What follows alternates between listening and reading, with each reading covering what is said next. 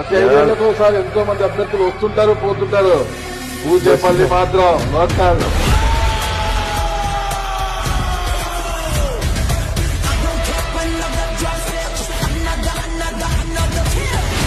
వైసీపీని clean sweep చేయాలిగా. ఎలా వచ్చింది బూచేపల్లి కుటుంబానికి ఇంత బ్రాండ్? ఒక ఆర్టిస్టిక్ కండక్టర్ యాడ పోగొట్టుకున్నారు, ఆమె మళ్ళా గెలవాలని చెప్పారు. డాక్టర్ బూచేపల్లి శివప్రసాద్ అని నేను.